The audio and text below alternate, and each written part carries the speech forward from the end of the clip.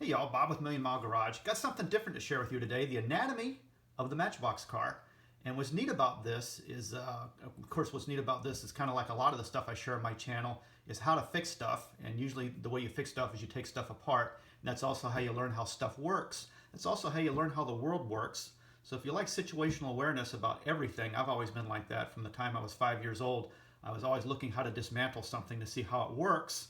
Unfortunately, when you dismantle a Matchbox car, you usually destroy it. In this case, I ran across an error car. And what's neat about an error car is they're usually 1 in a million or 1 in 10 million or who knows, right? And this is a particular error that in my 50 plus years of die-cast car collecting, I've never ran across. And this error car is this little Volkswagen Beetle right here.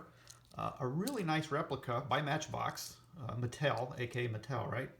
And it's got all the beautiful tampo printing on it, all the details that you didn't get on the stuff that were made in the 60s and the 70s, right? So what makes this one unique is the body posts are not riveted over.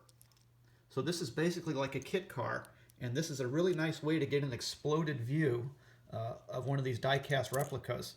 And so you can get a really good idea of all the details required to build one of these and how they're put together, also kind of how they're made. So just looking at the chassis, or the base plate, it's kind of the chassis when the wheels are installed, right? You can see they actually went to the trouble to mold foot pedals on, so that when you take the interior, which doesn't have floors in it, and we'll get to that in a second, and you place that over, you can see the foot pedals through the hollow floor. And of course, since they're both the same color, right, it gives the illusion that it's all integral, which the reason that these have hollows in the floor like this is so they can mold the details into the steering wheel and the steering column. That's the only way they can do that and have it be one piece. So again, these are at a certain price point, right? So they're basically trying to do this with one mold, not two molds, where you have a separate dashboard like, some of the Johnny Lightnings and some of the other, Neiman Marcus price boutique cars have.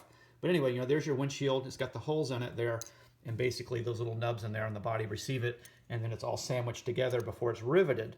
And getting to the rivets, and these are really body posts, right? It's kind of an integral rivet.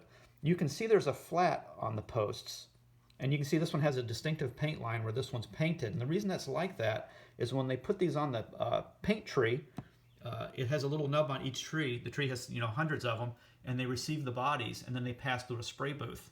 And then when they come out of the spray booth, they do what they call tampo printing, and that's how they put all the details on them that they didn't have many years ago. So each one of those different colors requires a separate pass. Kind of like silk screening.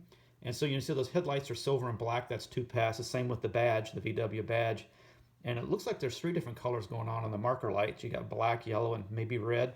And then as well as you've got the license plate down here in the rear, if I can get it to focus. It's kind of hard to do, isn't it? If I can get that. Look at that.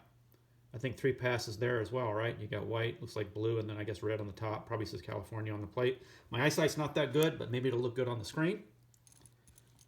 Now, if you don't want to have the color show through the floor, like for example, you've got an interior that, say this one is a different color than the base plate. So you've got a tan interior or camel. You've got the silver base plate. And this is a new model. This is the 1980 AMC Eagle. New for the 70th anniversary this year. By the way, they're putting 70 on all the packages. Kind of cool. You'll notice that there's paint on the rear rivet. It matches the body, and then it's shiny here. And any one of these vehicles that you grab is going to be the same case. You can see there's a little paint on the rear rivet, no paint on the front. And again, that's because of that process where they hang them on the paint tree. It's going to get some paint on the rear one, right? That's not being supported or being hung by. And that's why basically every one of these you grab is going to be the same case. That's kind of hard to see on this color, but there's purple there. You can see the NASA patrol car. It's got the white there. None there. So it kind of gives you an insight into how these things are put together.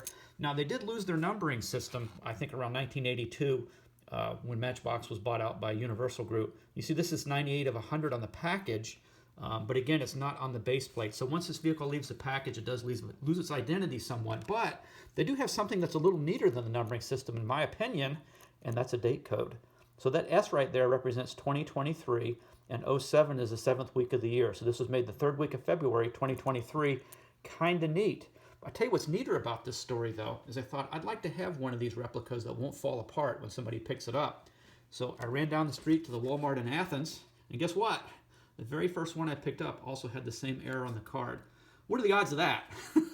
I mean, I kind of figured an error like this is probably 1 in a million, maybe. 1 in 5 million. I don't know. I'm sure errors happen. I've been collecting a long time. Most of the errors I got, the cars were in the wrong package, right? You'd have this, then there'd be a picture of a 55 Chevy there on the card, and you have the VW in it. Things like that, or if it's missing wheels, right? A lot of the errors, right, you would cherry pick out at the store, right? You just wouldn't buy it. But I thought this one was really neat because it really gives you a little, a nice little education or insight into, you know, all the little pieces that make up these cars. And they used to hold them to a price point of around $1, right? You know, current economy, right? The dollar store is the $1.25 store. I think Walmart's still probably one of the cheapest places you can buy them. But just kind of neat. Thought I would share that with you, just a little bit of car culture so you can learn how stuff works through mistakes. Thanks for watching. Hope you all are having a good day.